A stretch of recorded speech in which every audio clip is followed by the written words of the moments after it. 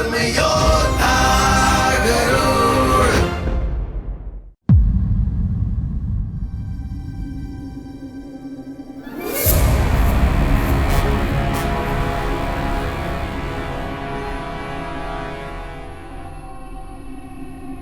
महारानी, महारानी,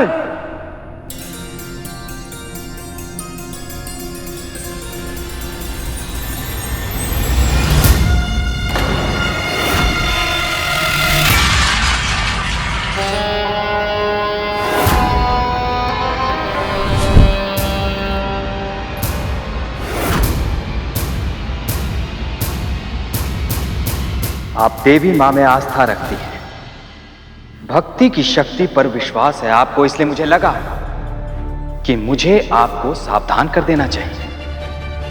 यदि आपने अपने स्वामी को नहीं रोका महारानी, तो उनकी मृत्यु निश्चित है। असुर राज ने बालक कार्तिकेय की क्षमताओं को कम आंकने की भूल की है। सर्वज्ञाता महादेव शिव शंकर का पुत्र है वो, उन शक्तियों का पुत्र है जो कभी दुर्बल पड़ ही नहीं सकता। इसलिए हो सके तो आप अपने पति को रोकिए, समझाइए, उनकी रक्षा करने का प्रयास कीजिए, अन्यथा उनके प्राण जिन चरण कमलों में है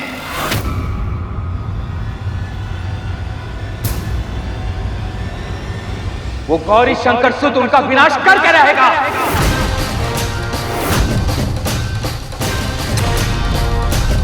देवराजेंद्र,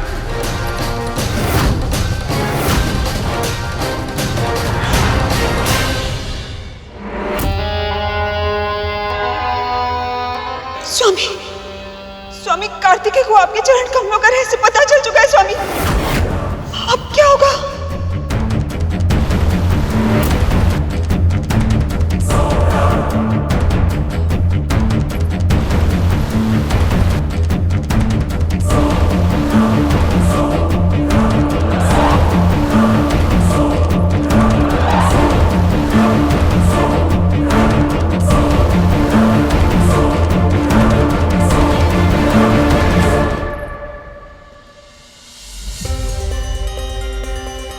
यह तो सुरक्षित है, व्यर्थ में ही मैं चिंतित हो रहा था।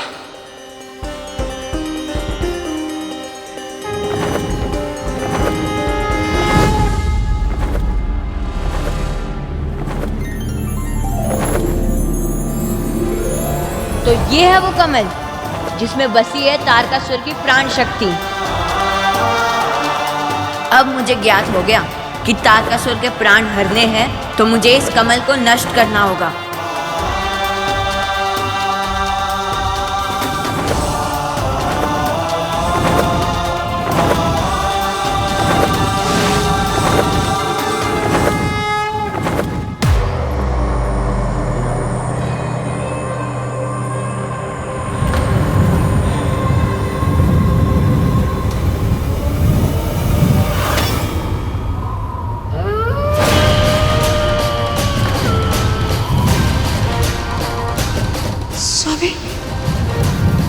इतने सारे अपशकुन एक साथ, अवश्य ये किसी अनिष्ट का संकेत है स्वामी।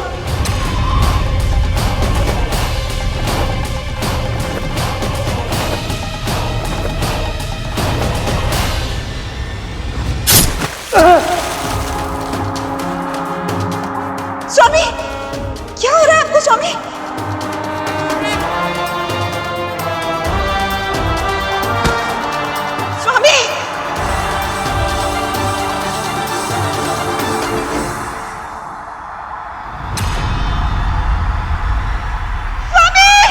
देवी पार्वती के चरण कमल नष्ट होते ही तारकासुर की कवच शक्ति का अंत हो गया।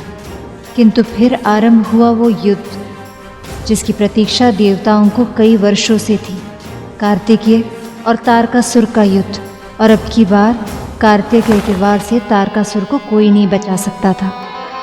मेरे साथ छल करके तूने मेरे स्वर्ण कमल को भले ही नष्ट कर दिया हो, पर तू मेरे मनोबल को नष्ट नहीं कर सकता, और न ही मेरे भुजबल को। अब भी इतना शक्तिशाली हूं मैं कि तुझ जैसा असंख्य बालक मेरा कुछ नहीं बिगाड़ सकता। जानता ही है ना, यज्ञों की आहुति मेरे नाम पर होती है। भय से दी गई आहुति आस्था के छोटे से दीपक का भी सामना नहीं कर सकती तारकासुर। आज तुम्हारा अंत होगा और वो अंत करूंगा मैं।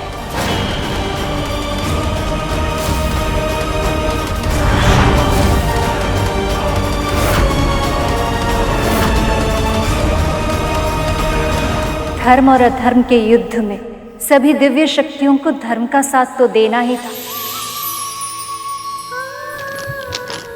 और भगवान भी अपने आप को इस संघर्ष से जुड़ने से रोक नहीं पाए।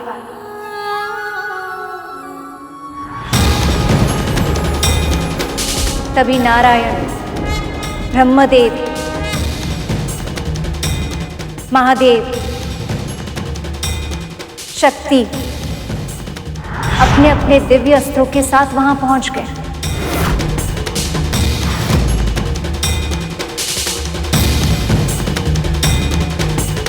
वो बहुत ही अद्भुत दृश्य था। ऐसा लग रहा था कि कार्तिकेय में उन सब की शक्ति प्रवाहित हो रही है।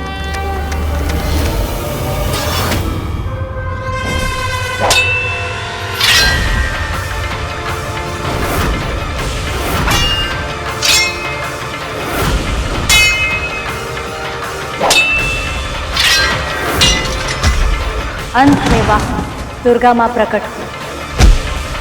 उन सब की असीमित बल से प्रेरित होकर वो गौरी शंकर सुत काल बनकर तारकासुर पर टूट पड़े।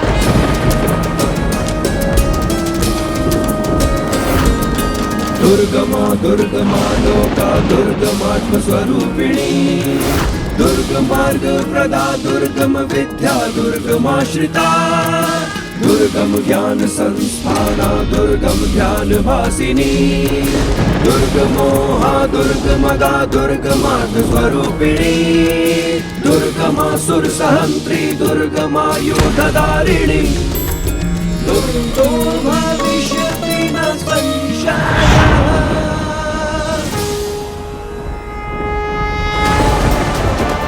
देवराज, क्या हमारा स्वप्न सत्य में सच हुआ? क्या तारकासुर सच में मारा गया?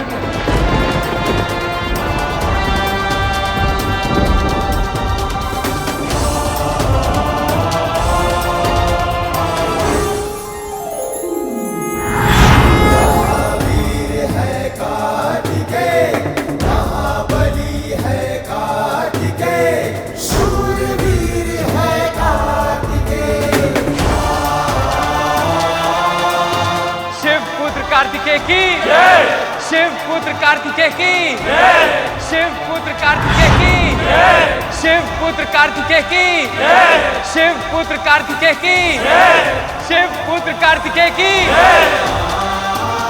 और इस प्रकार स्कंदमाता के आशीर्वाद से कार्तिकेय ने तारकासुर जैसे महादुष्ट राक्षस का अंत किया और संसार की रक्षा। उसके बाद देवी पार्वती ने गणेश को जन्म दिया। नवरात्रि के 5वें दिन हम इन्हीं देवी की पूजा करते हैं। आइए आरती करके हम स्कंदमाता की पूजा संपन्न करते हैं।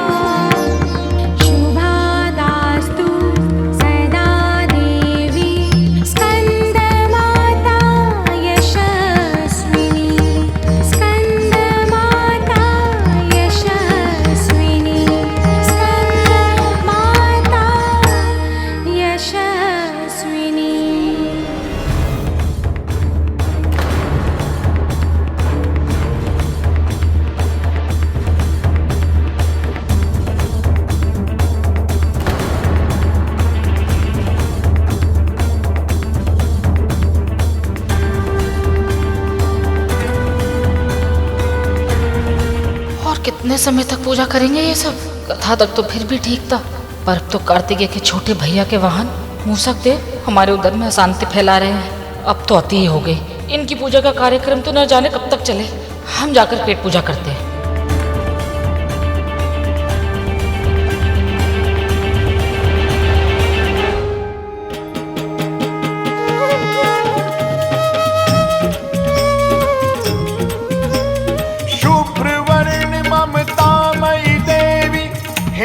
स्कंद माता सर्वोत्तम संतान की जननी, तू ही स्कंद की माता है माँ, तू ही स्कंद की माता है माँ, तू ही स्कंद की माता।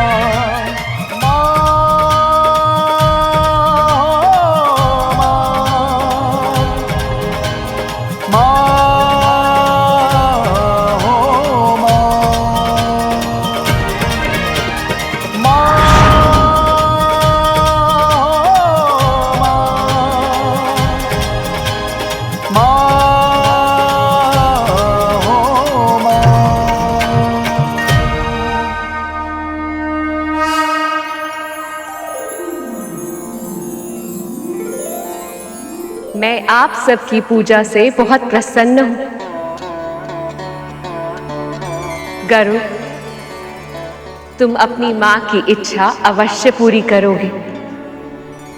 भविष्य में जब भी एक आदर्श पुत्र का नाम लिया जाएगा, तुम्हारा ही उदाहरण दिया जाएगा।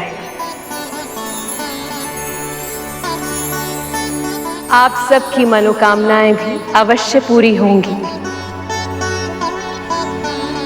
मेरा आशीर्वाद आपके साथ है।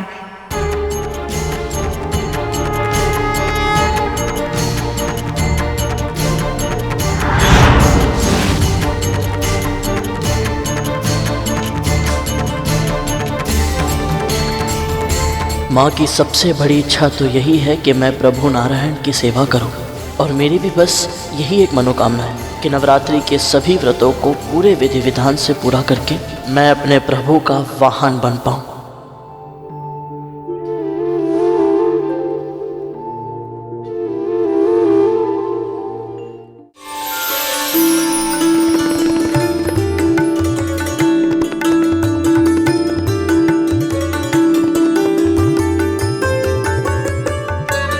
बहन, आपके मुख पर मुस्कुराहट देखकर मुझे तो बहुत प्रसन्नता हो रही है। कल स्कंद माता की कथा सुनकर ऐसा लगा जैसे परिस्थिति कितनी भी विपरीत क्यों ना हो, एक माता और उसके पुत्र के बीच विशेष संबंध सूत्र कभी नहीं टूटता। न जाने क्यों हमें ऐसा विश्वास होने लगा है बहन कि हमें हमारा पुत्र अवश्य मिलेगा। आपके मन में इस व्रत के प्रभाव से आस्था जगी, बहुत अच्छी बात है। अब आप बिल्कुल भी चिंता मत कीजिए, बस पूरी भक्ति से प्रार्थना कीजिए। माँ आपकी प्रार्थना को अनसुना नहीं करेंगे।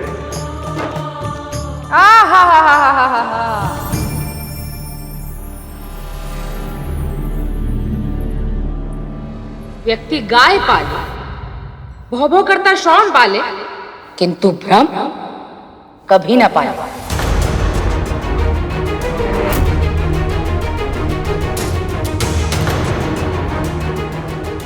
2-4 दिन व्रत क्या रखेंगे? आप खुद को बहुत बड़ी तपस्विनी समझने लगे हैं। ये मत भूलिए कि एक साधारण स्त्री है आप। अपने पुत्र को तो संभाल नहीं पाए और चली है विश्वास करने कि माता रानी सारे जगत को छोड़कर अपनी कृपा केवल आप पर बरसाएंगे। अब भाई ये तो अति ही हो गई। दीदी अब बस भी कीजिए ना, आप इतना कड़वा काहे बोल रही हैं आप? हम तो केवल सच बोल रहे हैं। ये जो आपके अतिथि है ना छोटे, ये तीनों माता रानी की कथा सुनने सुनाने के बहाने भाभी को उल्टी सीधी पट्टी पढ़ा रहे हैं। बहुत अच्छे से जानते हैं हम ऐसे लोगों को। हाँ नहीं तो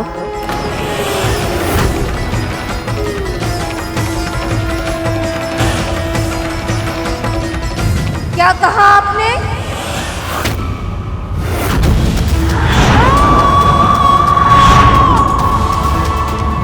ये ये वो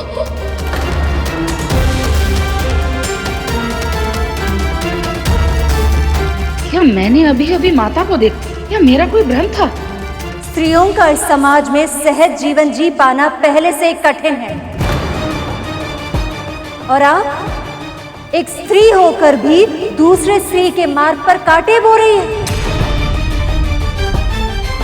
आपको तो इन्हें मानसिक शांति देनी चाहिए, किंतु आप इन्हें मानसिक संताप दे रही हैं। नहीं, ऐसी कोई बात नहीं है। छोड़िए ना, छोड़िए, आगे बढ़ते हैं, है ना?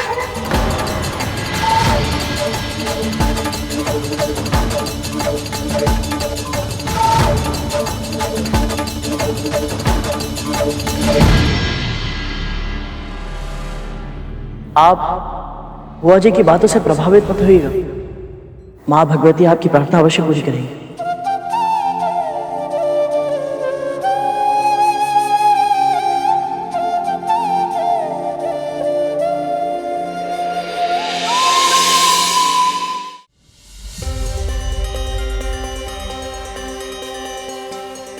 अब तक आप सबने सुना कैसे मां ने शैलपुत्री के रूप में महाराज हिमवंत के घर जन्म लिया। आपका विवाह उन्हीं के साथ हो जिन्हें पति रूप में प्राप्त करने की इच्छा समय आपके हृदय में सहज रूप से प्रकट करे।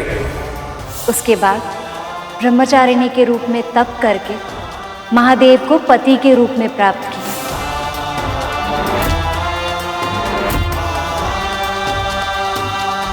फिर चंद्रघंटा के रूप में घंटानाद करके उन्होंने बुरी शक्तियों का नाश किया।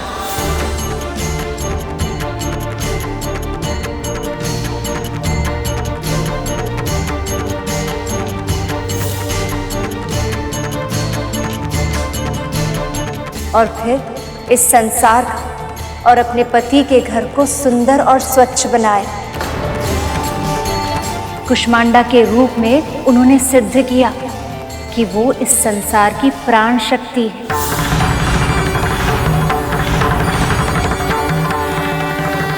और फिर स्कंदमाता के रूप में कार्तिकेय और गणेश को जन्म देकर उन्हें योग्य बनाया।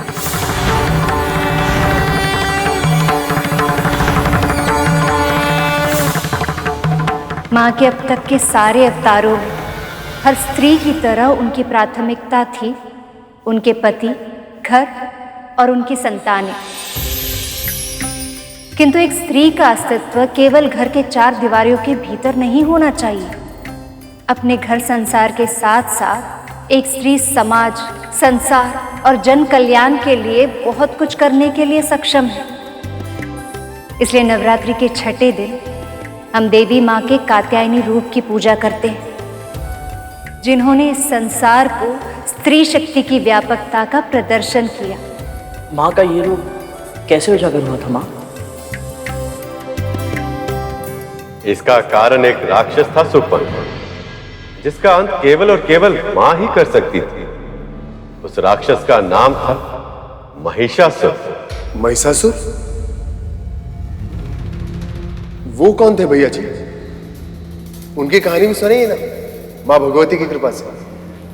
रंभ और क्रम नाम के दो राक्षस भाइयों ने देवताओं से भी अधिक बल और सामर्थ्य अर्जित करने के लिए बहुत कठिन तपस्या की थी। ओम नमः शिवाय, ओम नमः शिवाय, ओम ब्रह्मदेवाय नमः, ओम ब्रह्मदेवाय नमः। रंभ की तपस्या से प्रसन्न होकर महादेव ने उसे एक वरदान दिया कि उसे एक महाशक्तिशाली पुत्र प्राप्त होगा, जो अपनी भीषण तपस्या से अमरता के समान अद्भुत वरदान प्राप्त करेगा। तथास्तु। ये सुनकर रंभ तो प्रसन्न हो गए, किंतु देवराज इंद्र और अन्य सभी देवता चिंता में डूब गए।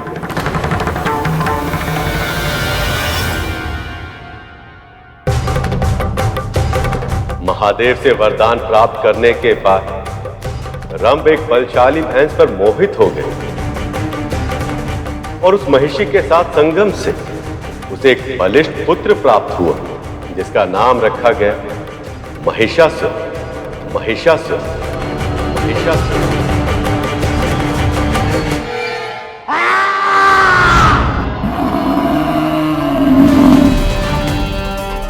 जन्म के बाद से ही महिषासुर हिंसा करने लगा था।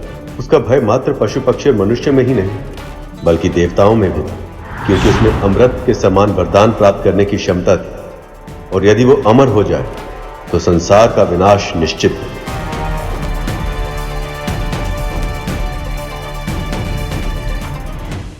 महिषी के साथ संगम से उसे एक बलिष्ठ पुत्र प्राप्त हुआ जिसका नाम रखा गया महिषासुर।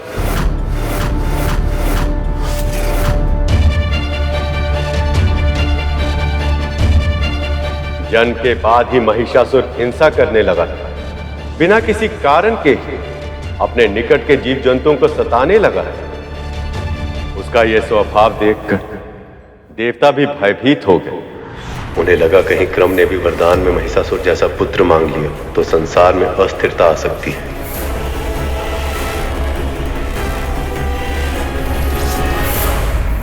और उन्होंने क्रम की तपस्या को भंग करने का निश्चय किया। देवराज इंद्र मगरमच्छ का रूप धारण करके सरोवर में उतर गए जहां क्रम अपनी तपस्या में लीन थी। उस मगरमच्छ के प्रभाव से क्रम की तपस्या भंग हो गई और फिर उन दोनों में युद्ध हुआ, जिस युद्ध में देवराज इंद्र ने क्रम का वध कर दिया। किंतु उसी समय रंभ अपनी पत्नी और पुत्र के साथ वहां पहुंचे और फिर क्रम, मेरे भाई ये क्या हो गया? इतनी शीघ्र तुम मुझे छोड़कर चले गए मेरे भाई। अभी तो हमें इस सृष्टि पर मिलकर राज करना था मेरे भाई। अब जब तुम ही नहीं रहे तो इस सृष्टि का क्या लाभ?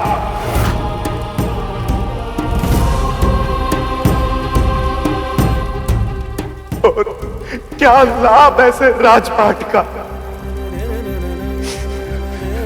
नहीं मेरे भाई, मैं तुम्हारे बिना जीवित नहीं रह सकता।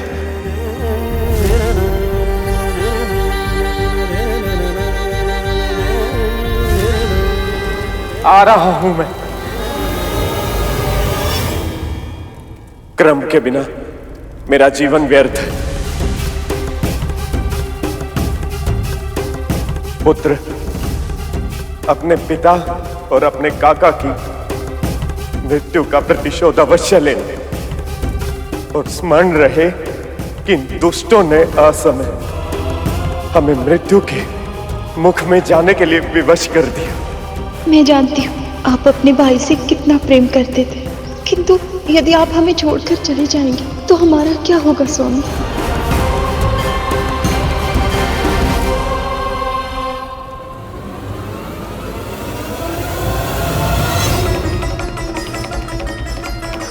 स्वामी, स्वामी! नहीं,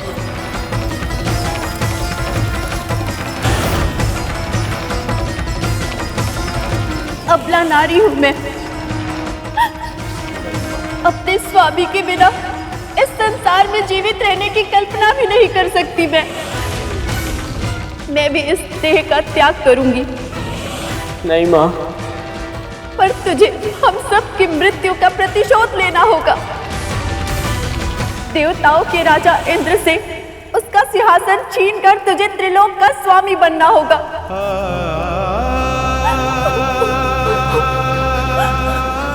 नहीं,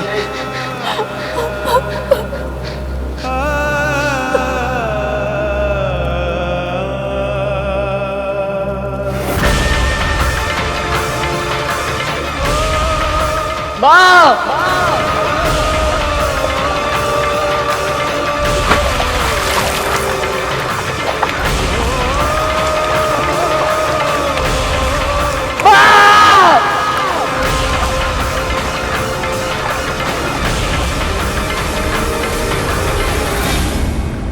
इन देवताओं के छल और धृष्टता के कारण असुरों ने ऐसे ही प्राण गंवाए हैं, किंतु मैं अब असुरों के साथ और अहित नहीं होने दूंगा।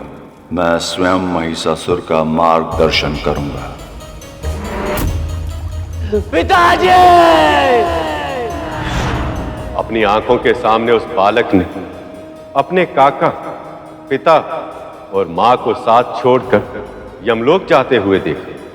उसी समय उसके भीतर कुछ टूट गए और उसकी आंखों में प्रतिशोध की ज्वाला धधकने लगी।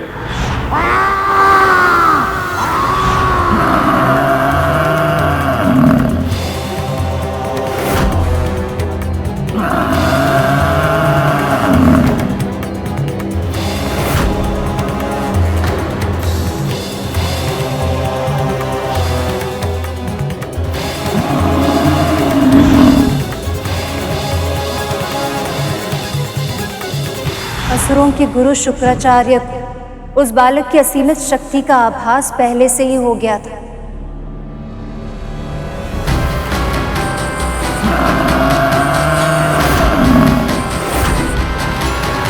समय के साथ उनका विश्वास और भी दृढ़ हो गया कि महिषासुर देवराज इंद्र और अन्य सभी देवताओं को पराजित करके स्वर्ग पर अपना आधिपत्य स्थापित कर पाएगा।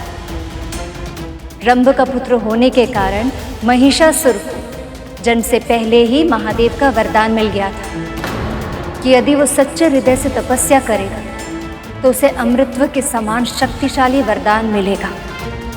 इसलिए गुरु शुक्राचार्य ने उसे ब्रह्मदेव की तपस्या करके उसके नियत अर्थात वरदान की वो असीमित शक्ति प्राप्त करने का आदेश दिया। ओम ब्रह्मदेवाय नमः।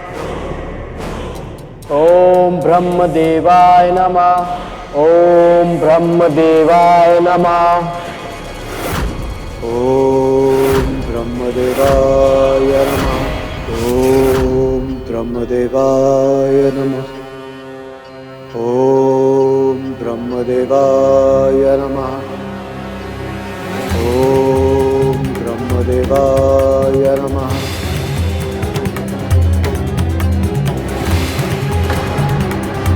इसके तपोबल में निरंतर होती वृद्धि हमारे लिए संकट का सूचक है।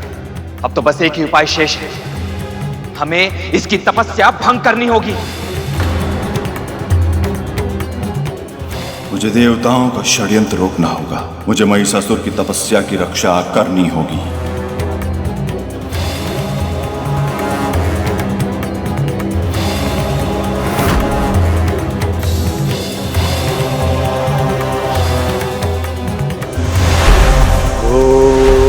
ब्रह्मदेवाय नमः। ओम ब्रह्मदेवाय नमः।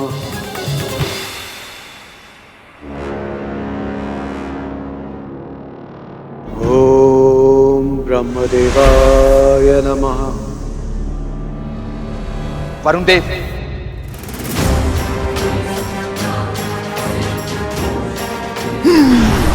ओम ब्रह्मदेवाय नमः।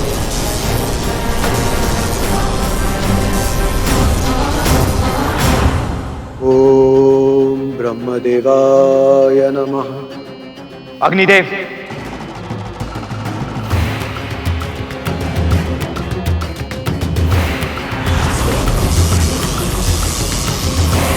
ओम ब्रह्मदेवाय नमः। ओम ब्रह्मदेवाय नमः।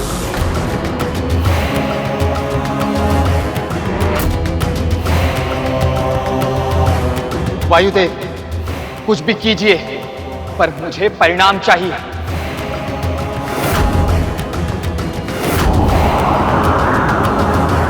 ओम ब्रह्मदेवाय नमः।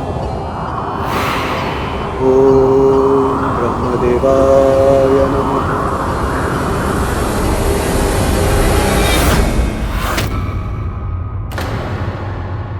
तुम देवताओं की शक्ति इतनी भी अधिक नहीं कि मेरे सुरक्षा कवच को भेद पाओ। इसकी तपस्या अवश्य पूर्ण होगी। महिषासुर अपने लक्ष्य को अवश्य प्राप्त करेगा। ओम ब्रह्मदेवाय नमः। एक और असुरों के गुरु शुक्राचार्य महिषासुर को अमृतत्व की ओर ले जा रहे थे, तो दूसरी ओर देवी पार्वती को आने वाले संकट का अनुभव होने लगा। अभी उन्होंने सक्रिय रूप से इसका अनुभव नहीं किया था, किंतु धीरे धीरे उनका मन कैलाश से भटकने लगा था, क्योंकि उन्हें चिंता थी अपने रचाई हुई संसार की और उसमें रहने वाले संतानों की।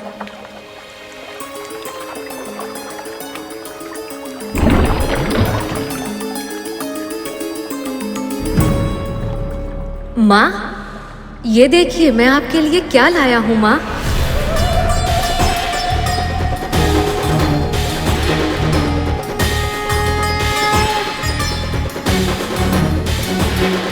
अरे ये क्या हो रहा है? और माँ इतनी विचलित क्यों प्रतीत हो रही हैं?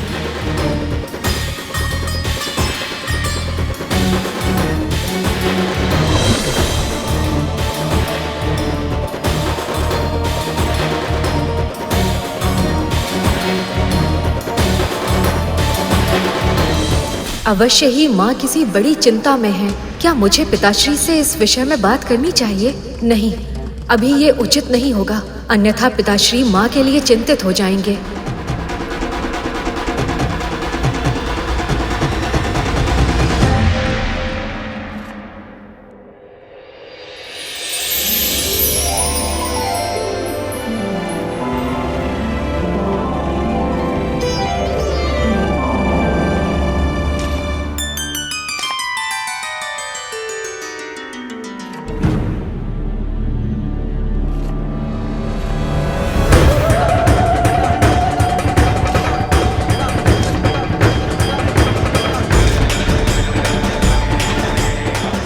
नंदी जी, माँ के हाथ में तो चाकू है,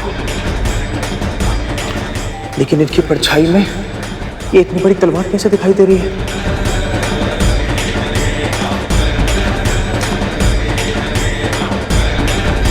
हे महादेव, रक्षा कीजिए।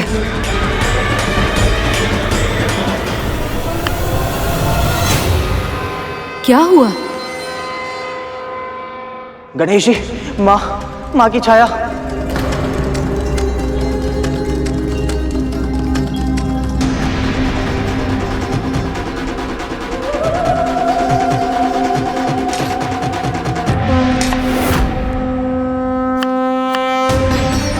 मेरा भय सत्य था। माँ अवश्य ही किसी चिंता में है, किंतु प्रतीत होता है उन्हें स्वयं उनकी इस अवस्था का आभास नहीं।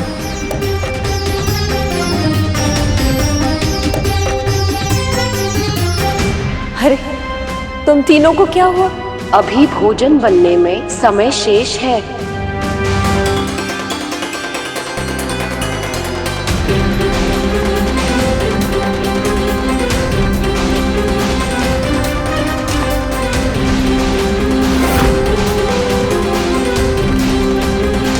माँ के प्रतिबिंब में जिन विचित्र भावों की झलक दिख रही है, वो अवश्य ही भविष्य की किसी घटना का संकेत है।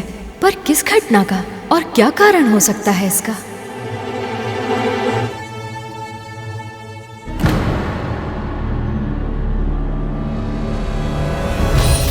अरे, इन्हें क्या हुआ?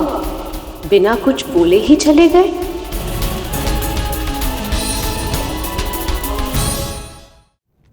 महादेव, महादेव, सहायता महादेव। महादेव, महादेव, हम सब प्रयास के बाद भी महिषासुर की तपस्या भंग नहीं कर पाए। यदि उसकी तपस्या पूरी हो गई और उसे अमृत का वरदान मिल गया तो संसार को नष्ट होने में अधिक समय नहीं लगेगा प्रभु। जो संसार मेरी संतानों की क्रीड़ा भूमि है, उसे नष्ट नहीं होने दूंगी मैं।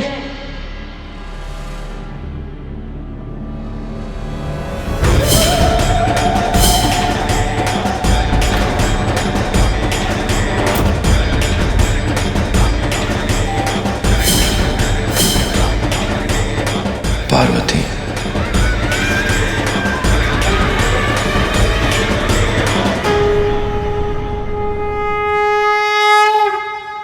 शांत हो जाइए आप सब।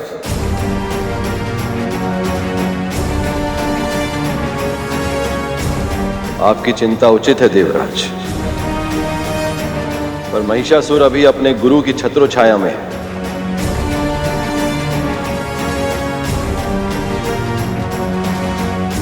गुरु का मान हमें रखना ही होगा। पर संकट सामने है, ये जानते हुए भी शांत रहना और उसकी प्रतीक्षा करना ये उचित नहीं है महादेव। हमें महिषासुर को अमर और अपराजय होने से रोकना होगा।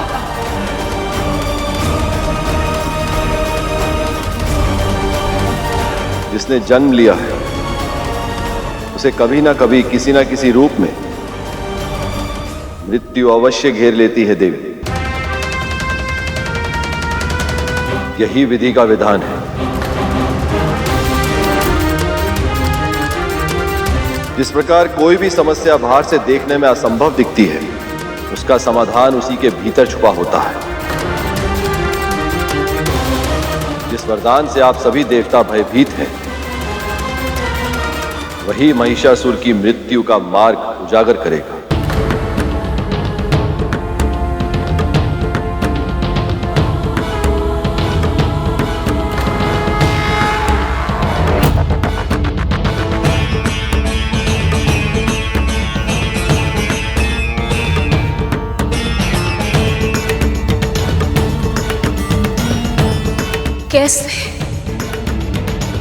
कैसे महादेव?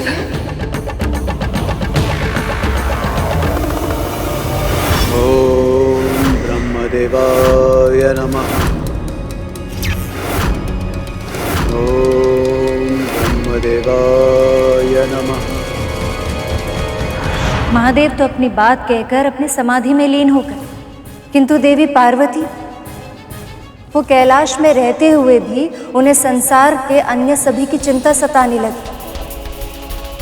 महादेव के पास होकर भी देवी पार्वती के मन में शांति नहीं थी। और फिर एक दिन नित्य समय की तरह अपनी माता पिता की पूजा करते समय गणेश ने देखा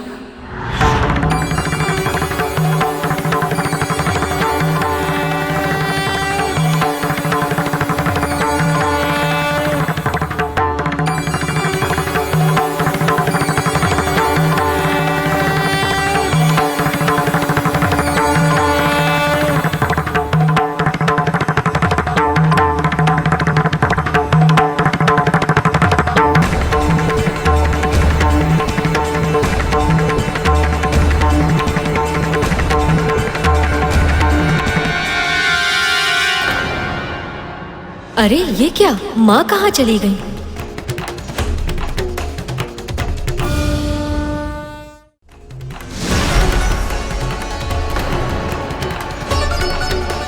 पिताश्री को माँ के बिना देखकर मुझे अचानक से ऐसा विचित्र अनुभव क्यों हुआ? क्या ये कोई अशुभ का संकेत है? गणेश, क्या हुआ पुत्र?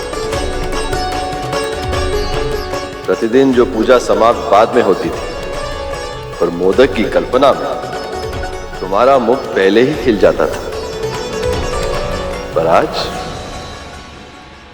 मोदक के लिए तुमने मां के सामने हाथ नहीं बढ़ाया।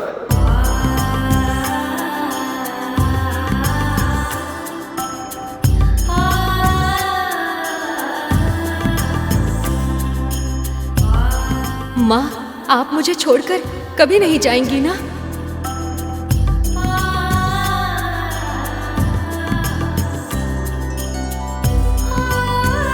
तुम्हारी मां के प्राण बसते हैं तुमने, भला वो तुम्हें छोड़कर कहां जाएंगे?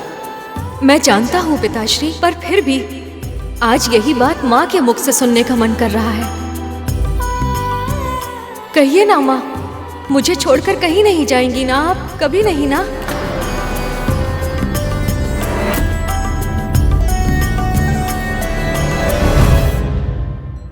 ये तू क्या कह रहा है गणेश? क्या हुआ देवी? आप इतनी असहज क्यों हैं?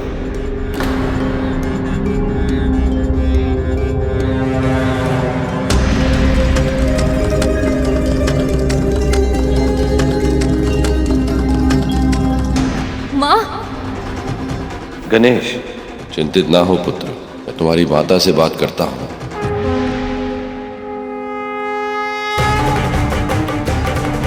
और यदि ऐसा नहीं हुआ तो मेरा भय सत्य हो जाएगा और माँ कैलाश और हमें छोड़कर चली जाएंगी।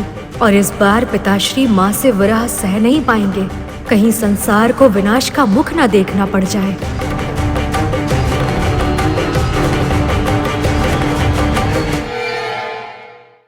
और यदि ऐसा नहीं हुआ तो मेरा भय सत्य हो जाएगा और माँ कैलाश और हमें छोड़कर चली जाएंगी। और इस बार पिताश्री माँ से विरह सह नहीं पाएंगे, कहीं संसार को विनाश का मुख न देखना पड़ जाए।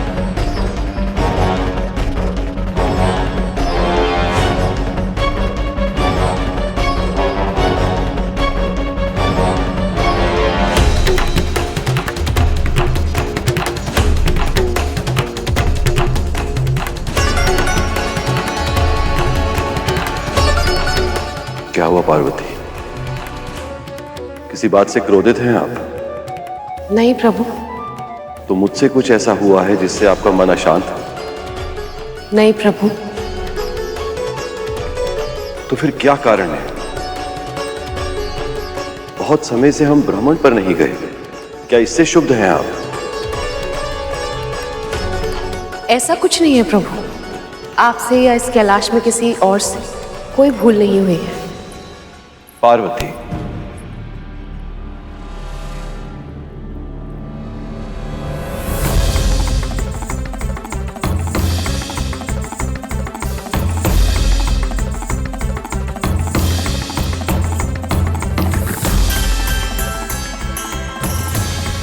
कुछ तो है जिसके कारण आपका मन शांत नहीं है।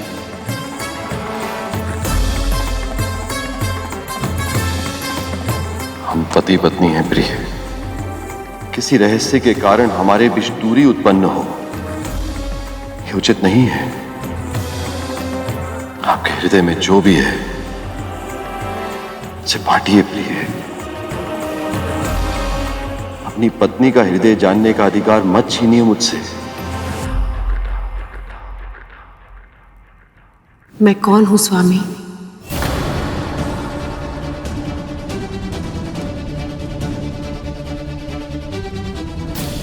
ये कैसा प्रश्न है देव? अकारण नहीं है प्रभु, उत्तर दीजिए।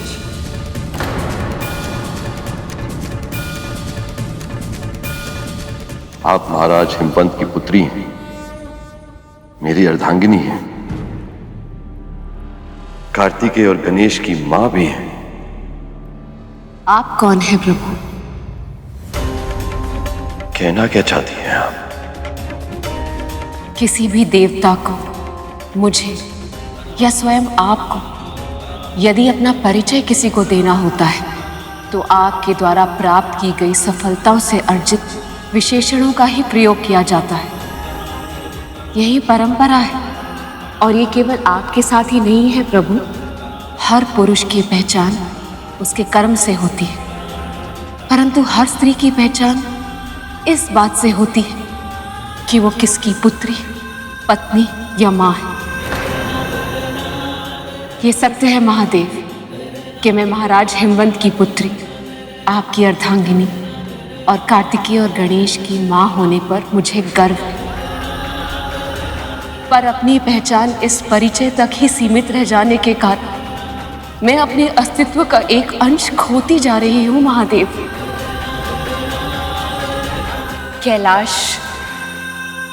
कैलाश मेरा घर है महादेव। इसे सजाने और संवारने में मुझे बहुत आनंद मिलता है, पर केवल मेरा घर ही मेरा सारा संसार तो नहीं हो सकता ना प्रभु। मैं तो जगत जननी, तो मेरी ममता केवल मेरे पुत्रों तक ही सीमित क्यों? ये जानते हुए कि मेरी अन्य संतानें इतनी भीषण कष्टों के भंवर में फंसने वाली है, मैं उनका दुख क्यों नहीं हर सकती? ऐसा क्यों महादेव? आप ऐसा सोच भी कैसे सकती हैं पार्वती? साक्षात शक्ति हैं, अदृश्य रूप में सृष्टि के कण कण में प्राण आपके कारण ही है। पर यह पर्याप्त नहीं है महादेव। मुझे स्पष्ट आभास हो रहा है कि महिषासुर इस संसार के लिए विध्वंस का ऐसा स्वरूप बनने वाला है जिसे रोकना इस पूरे ब्रह्मांड में किसी के लिए भी संभव नहीं होगा। और मैं चाहती कि उसका अंत मैं करूं। ओम ब्रह्मदेवाय नमः। ओम ब्रह्मदेवाय नमः। ओम ब्रह्मदेवाय नमः। तुम्हारी तपस्या पूरी हुई महिषासुर।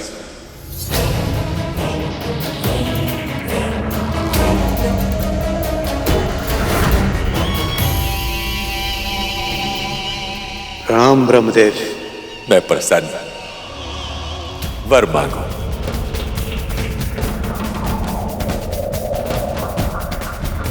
यदि आपको प्रसन्न करने के बाद भी कोई साधारण वरदान मांग लिया तो फिर इतने वर्षों की कठोर तपस्या का क्या लाभ। इसलिए मुझे केवल एक ही वरदान प्रदान कीजिए, अमरता का वरदान। अमरता का वरदान।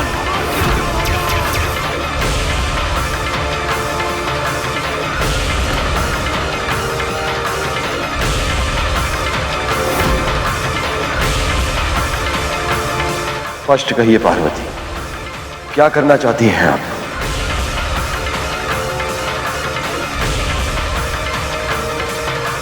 इतने वर्षों में मैंने अनुभव किया है महादेव कि कैसे सभी आपके इस भोले स्वभाव का लाभ उठाते हैं।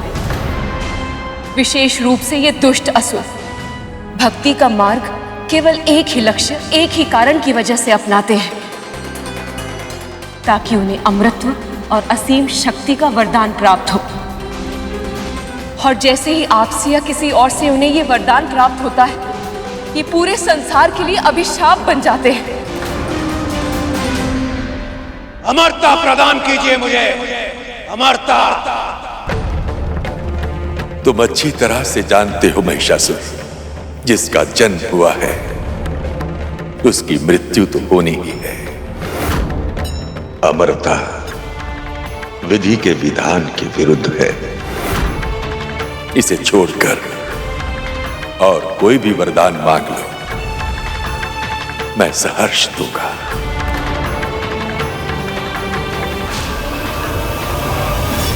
तो फिर उचित है, मुझे यह वरदान दीजिए कि कोई भी देवता, यक्ष, गंधर्व, किन्नर, कोई भी पशु पक्षी, किसी भी प्रजाति का कोई भी पुरुष मेरा वध न कर सके। और जहां तक स्त्री का प्रश्न उठता है, स्त्री तो मात्र स्त्री होती है।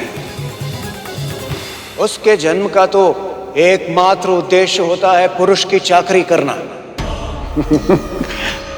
पुरुष स्वामी होता है और स्त्री मात्र दासी।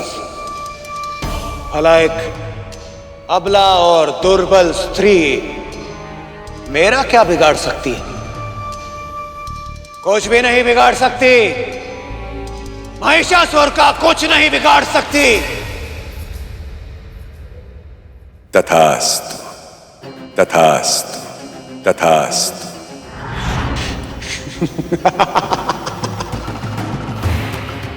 मरता। अमरता प्राप्त हो गई मुझे। अमरता। अमरता।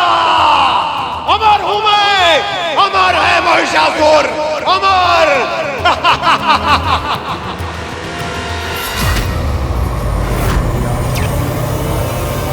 ऐसा नहीं है प्रभु कि एक पिता होने के नाते आप उन्हें चेतावनी नहीं देते, परंतु आपके दिए हुए सुझाव को अनसुना करके अति की उद्दंडता करते हैं। और इसीलिए एक माँ होने के नाते मैं उन्हें ऐसा पाठ पढ़ाना चाहती हूँ जिससे वो लंबे समय तक भूल नहीं पाएंगे।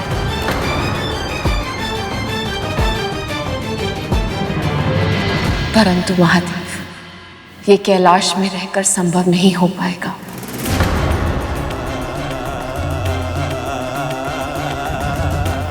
कैलाश छोड़कर जाना चाहती हैं पार्वती? मुझे छोड़कर मुझसे दूर जाना चाहती हैं? ऐसा मत कहिए महादेव। यदि आप ही ऐसी प्रतिक्रिया देंगे तो कार्तिकी और गणेश को कैसे संभालेंगे? अपनी संतान की चिंता है आपको देवी, मेरी नहीं। तो जानती हैं, जब आप मुझसे दूर थे तो एक एक श्वास लेना कितना कठिन था मेरे लिए। आपके बिना मैं अधूरा हूं पार्वती। मैं शरीर हूं तो मेरी आत्मा आप है।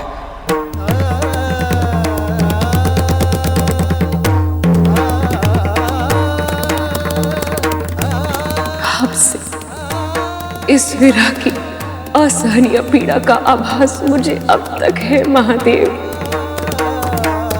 और यही कारण है कि अपने हृदय में ये बात होते हुए भी मैं आप तक ये बात पहुंचाने का साहस नहीं जुटा पा रही थी।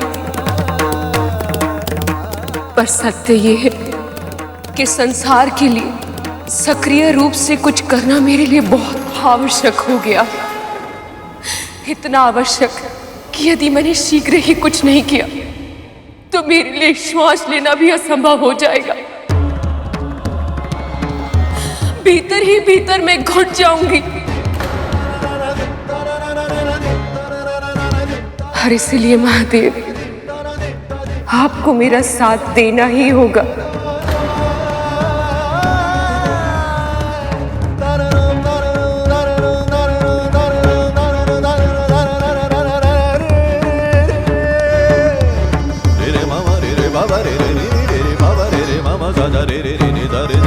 सुनो असुरो, महाशक्तिशाली अमृतों के स्वामी असुर महाराज महिषासुर का आदेश है कि जो भी हमारे समक्ष आए उसे नष्ट कर दो, जला दो। बालकों और पुरुषों के प्राण ले लो, महिलाओं को बंदी बना लो, तीनों लोकों में ऐसा विध्वंस मचा दो त्रिलोक त्राहि त्राहि कर उठे। आक्रमण!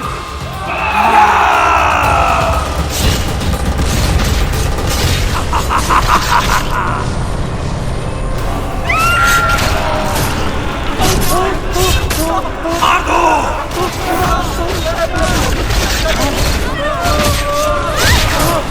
महिलाओं को उठा लो!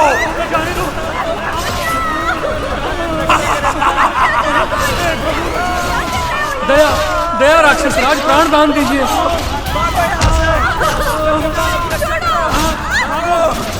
अपने अपने प्राणों की रक्षा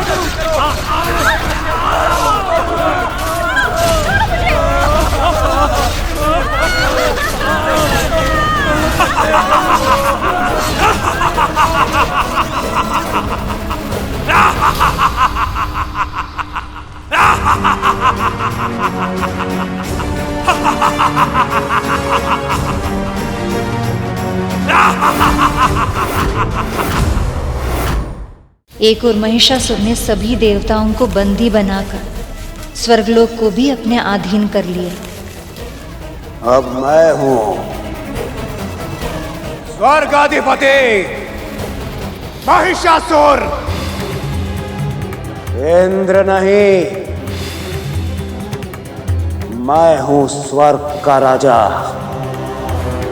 और तुम सब मात्र मेरे दास हो, दास। और आज के पश्चात तुम सब वही करोगे जो मैं तुमसे करने कहूंगा।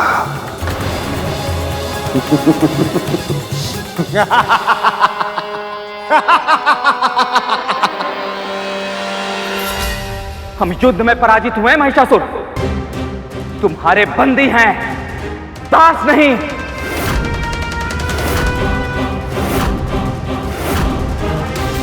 पराजित होकर भी इतना अभिमान हास्यास्पद है।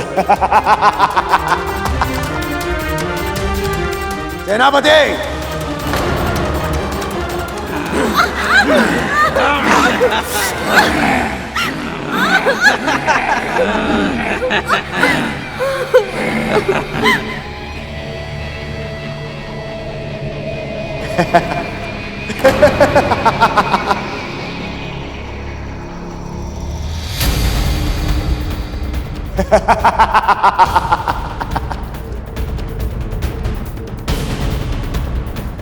आरंभ करो।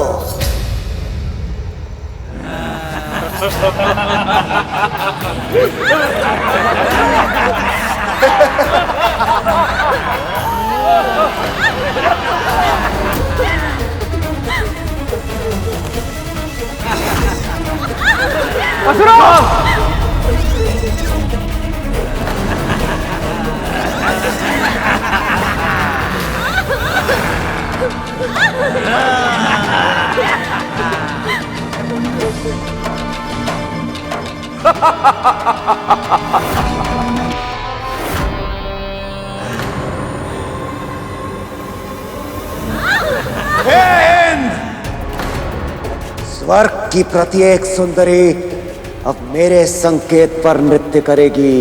मेरे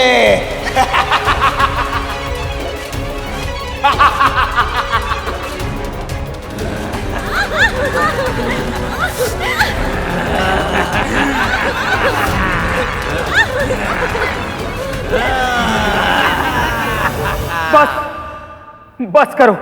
इन स्त्रियों के साथ अभद्र व्यवहार करना बंद करो। हम तुम्हारे दास बनने के लिए तैयार हैं महिषासुर। हाँ? तुम जो कहोगे, जैसा कहोगे, वैसा ही करेंगे हम। अब आए ना तुम मार्ग पर।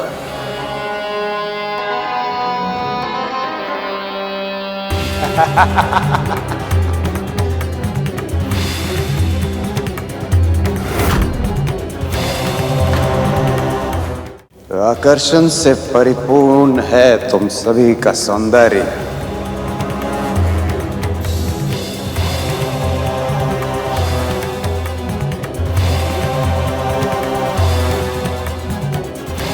ऐसे पंक्ति में मत खड़ी रहो, आगे बढ़ो। महाराज महिषासुर निकट से देखेंगे तभी तो सर्वश्रेष्ठ सुंदरी का चुनाव कर पाएंगे।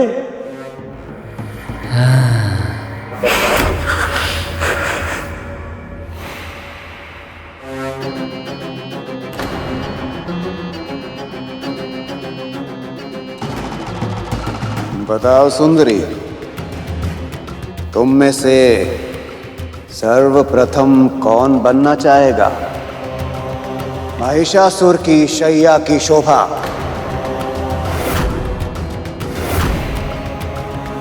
हाँ?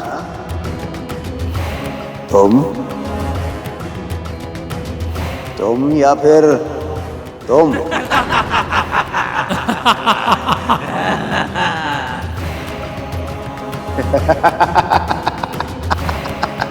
अधम, नीच, स्त्री की अस्मिता के साथ खिलवाड़ करना चाहता है? तुझे इसका दंड अवश्य मिलेगा।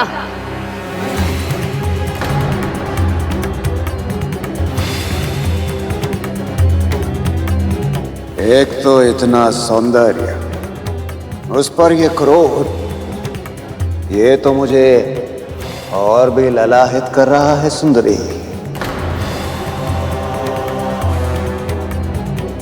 किंतु अब जब तुमने दंड की चर्चा कर ही ली है तो दंड तो मिलना ही चाहिए, क्यों?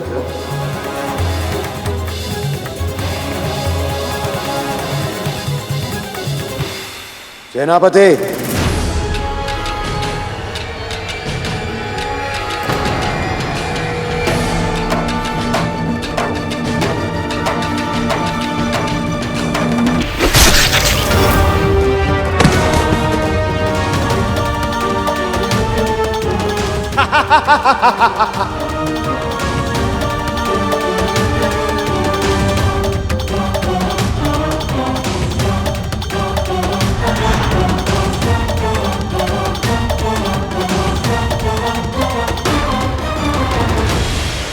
स्त्रियों के प्रति महिषासुर का व्यवहार इतना भयानक था कि आज भी जो स्त्रियों के साथ दुर्व्यवहार करता है उन्हें महिषासुर के नाम से पुकारा जाता है।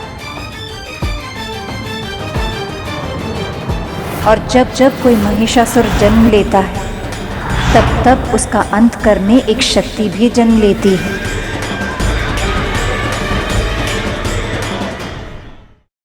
आज तक अनेक असुरों को सृष्टि में अत्याचार करते हुए देखा मैंने, पर स्त्रियों को ऐसे अपमानित करने वाला असुर आज तक नहीं देखा।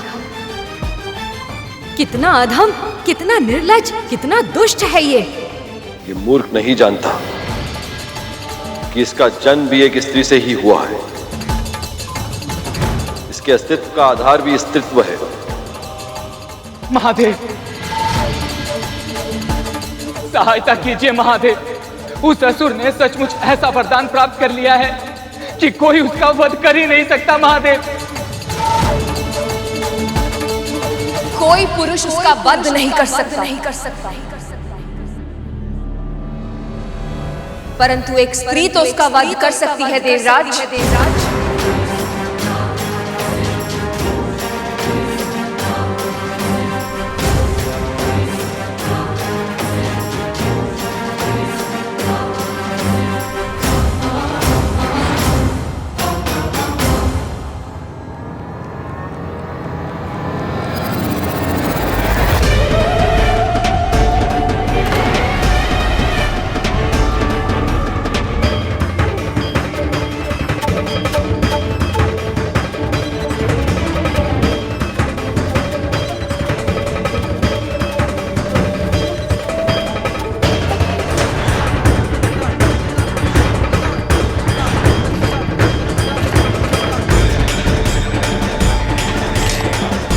इसका अर्थ है कि भविष्य के जिन संकेतों को मैंने माँ के प्रतिबिंबों में देखा था वो भविष्य अब वर्तमान बन गया है। तो क्या अब महिषासुर का वध करने के लिए माँ मुझको, कैलाश को और पिताश्री को छोड़कर चली जाएंगी? माँ, महिषासुर महिलाओं के साथ बहुत ही बुरा व्यवहार कर रहा है। हर तरह से उनका शोषण और दमन करता है वो अत्याचारी।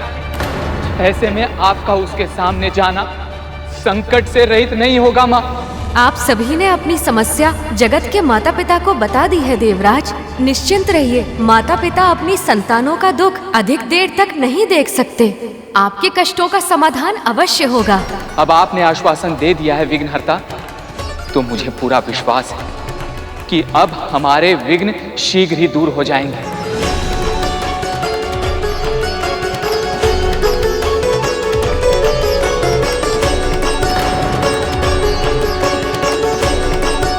माँ और पिताश्री के बीच में इस प्रकार का तनाव किसी अनहोनी का संकेत तो नहीं?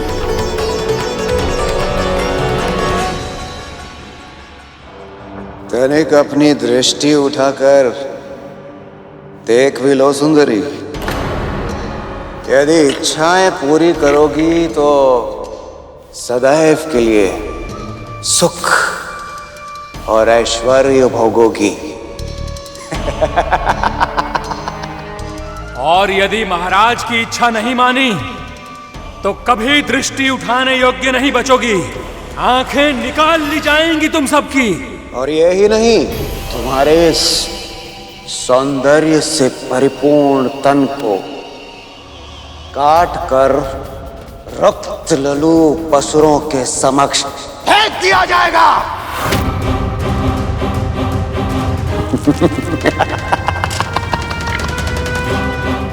इसलिए सुंदरियों, यदि अपने भविष्य की चिंता है तो आओ, आकर बैठ जाओ हमारी जंघा पर।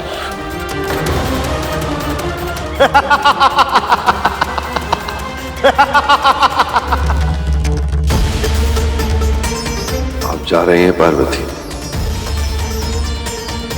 मुझे जाना ही होगा।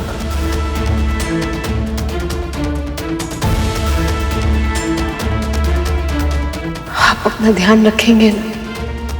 रखना ही होगा।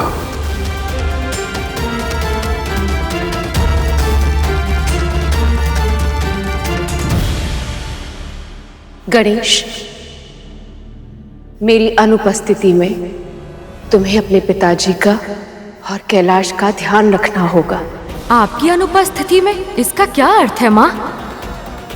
कहीं आप जा रही हैं?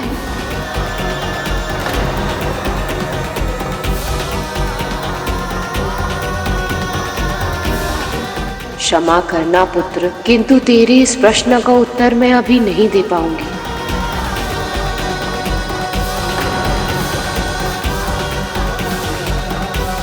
पिताश्री, आप मौन क्यों हैं? कुछ तो कहिए। माँ कहाँ जा रही हैं? आप रोक क्यों नहीं रहे इन्हें? पिताश्री,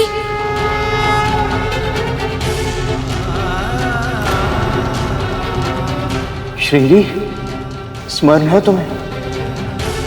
प्रभु के मुख पर इतनी पीड़ा पहले कब देखी थी तुमने? कैसे भूल सकता हूं नंदी जी। पूरे कैलाश में दुख छा गया था। कैलाश का प्रकाश कहीं खो गया था जब प्रभु और हम सबको छोड़कर मां सती चली गई थी। पिताश्री आज भी उतनी ही पीड़ा का अनुभव कर रहे हैं जितनी तब। नहीं, मैं ऐसा नहीं होने दूंगा। माँ!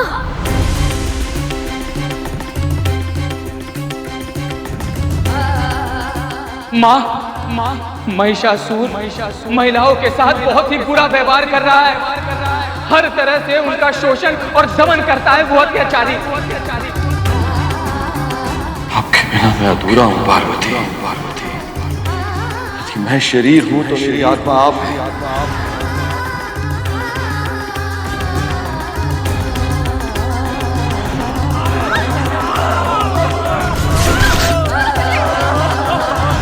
माता पिता अपनी संतानों का दुख अधिक देर तक नहीं देख सकते। आपके कष्टों का समाधान अवश्य होगा।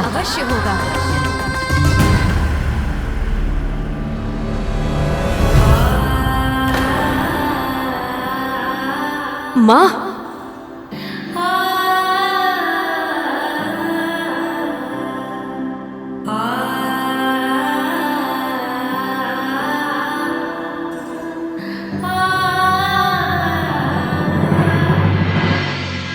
वापस लौट जाओ गणेश। आपके बिना ऐसा कैसे संभव है माँ? यदि आप कैलाश नहीं चलेंगी तो मैं भी नहीं जाऊंगा। आप जहाँ रहेंगी अब से मैं भी वहाँ रहूंगा। तुम ऐसा कुछ नहीं करोगे पुत्र। पर माँ, ये मेरा आदेश है गणेश।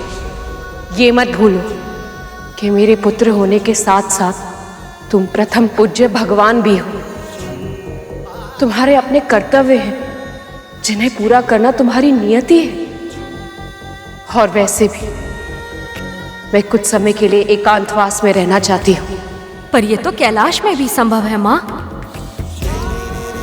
मैं वचन देता हूँ, मैं किसी को भी आपके एकांत में व्यवधान नहीं पहुँचाने दूंगा। स्वयं द्वार पर खड़े होकर पहरा दूंगा। कैलाश में रह के मैं महिषासुर का वध नहीं कर सकती पुत्र। जब तक उस पापी का अंत नहीं हो जाता मैं वापस नहीं लौट सकती। मैं समझता हूँ माँ, यदि मैं आपके साथ नहीं रह सकता तो कम से कम इस स्थान को आपके निवास के योग्य तो बना सकता हूँ ना माँ। ये अधिकार मुझसे मत छीनिए माँ।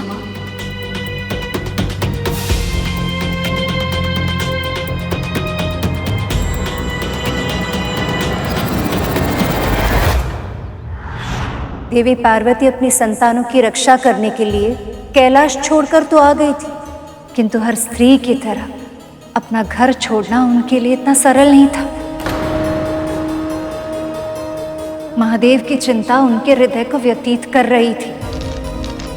फिर भी अपने कर्तव्य के प्रति समर्पित होने के कारण एक ओर देवी पार्वती समाधि के लिए बैठने वाली थी और दूसरी ओर महादेव का मन तपस्या से उचटने लगा था।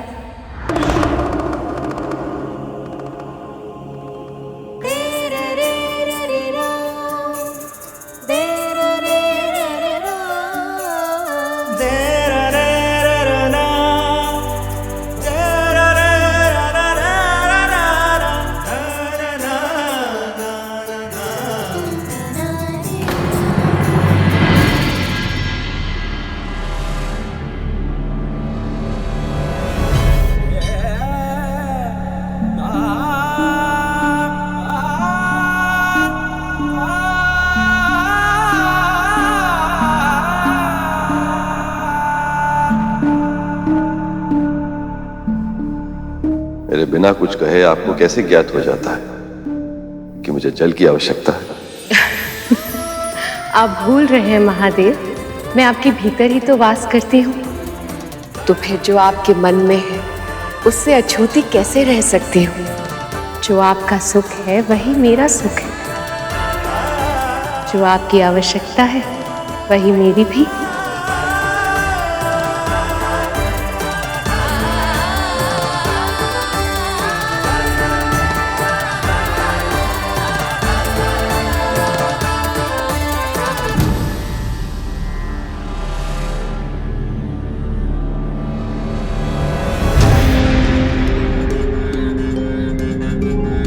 मैं जानता हूं पार्वती कि आप यहां उपस्थित नहीं हैं, किंतु आपकी स्मृति मेरे मन से नहीं जा रही। आपके बिना आपका शिव शक्तिहीन है।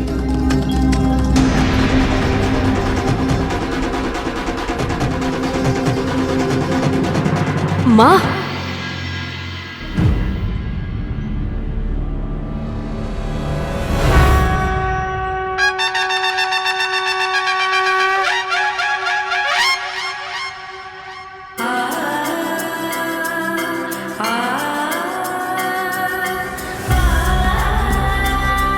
गणेश, तुमने तो इस निर्जन स्थान को मनोरम आश्रम बना दिया। अपनी माँ की छोटी छोटी आवश्यकताओं का कितना ध्यान रखते हो तुम।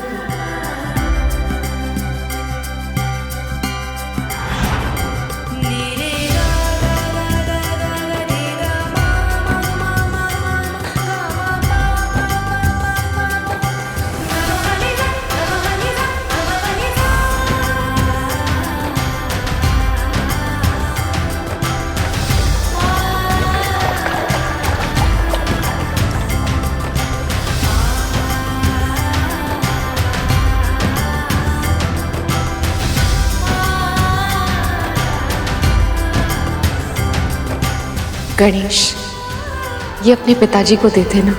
पर ये तो वो समझ जाएंगे।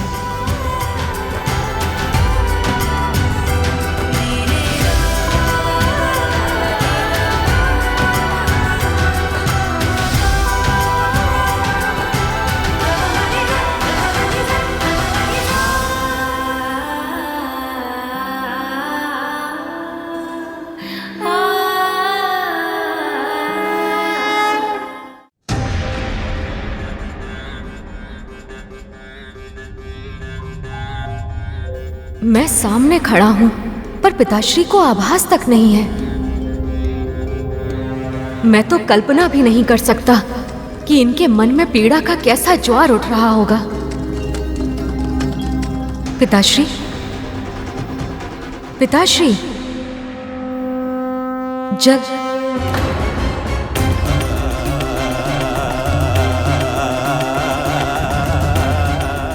मैं कैसे पता चला गणेश कि मुझे जल की आवश्यकता है? माँ ने कहा था आप समझ जाएंगे।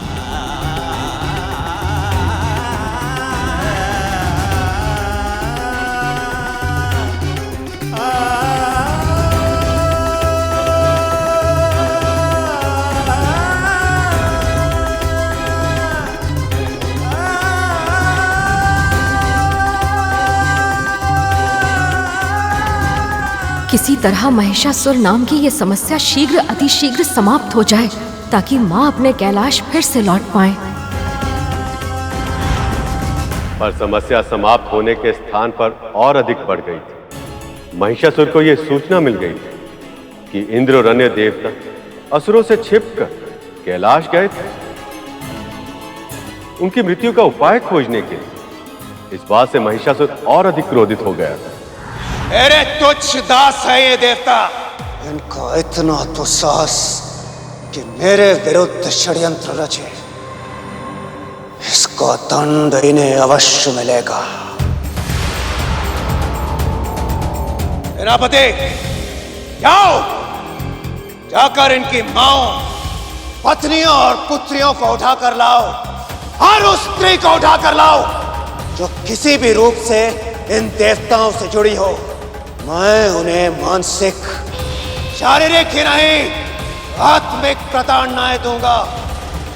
ऐसी यातनाएं दूंगा, ऐसी यातनाएं दूंगा, इनकी आत्मा भी थरथरा उठेगी। सेनापति, सर्वप्रथम उस इंद्र की पत्नी इंद्राणी शची को उठाकर लाओ। जाओ।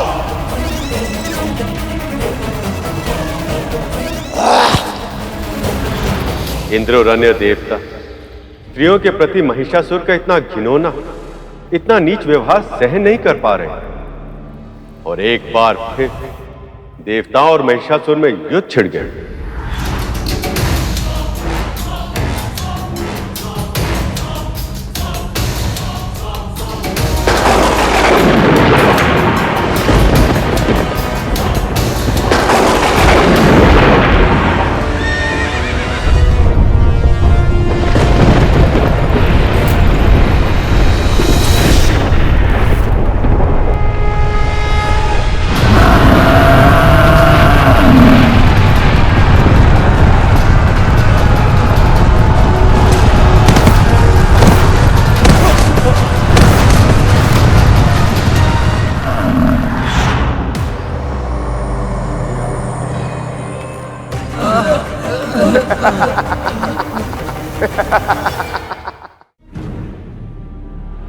क्या हुआ देवताओं?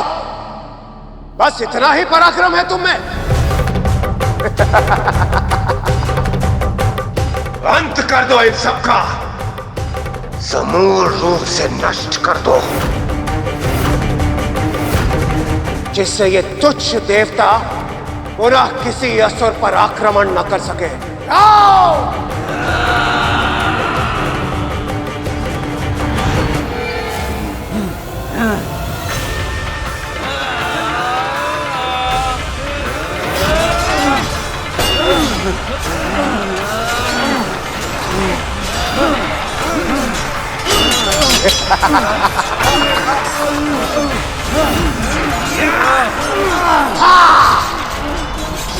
अब होगा मृत्यु का नृत्य।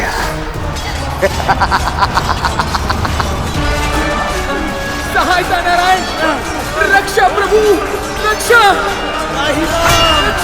त्राहिमाम प्रभु, त्राहिमाम, रक्षा कीजिए प्रभु, रक्षा कीजिए, रक्षा कीजिए। ध्वस्त कर दो इन्हें, काट दो सभी को।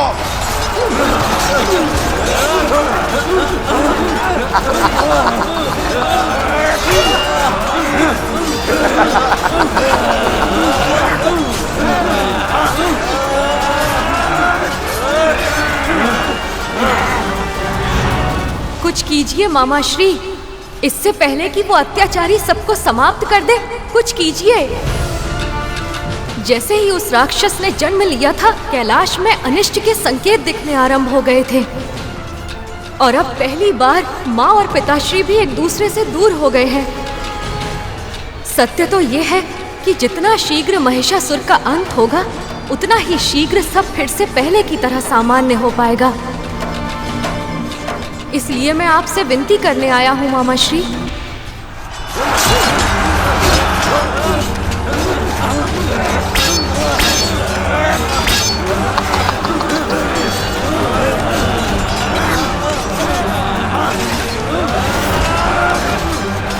सहायता नारायण, रक्षा प्रभु, रक्षा।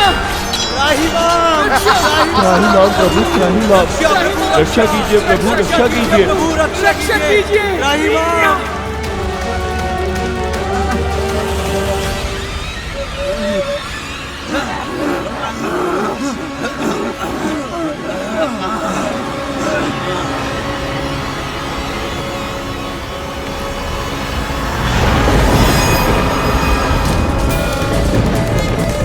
महिषासुर, अब तुम्हारे पापों की अति हो चुकी है, अब तुम्हारा अंत निकट है।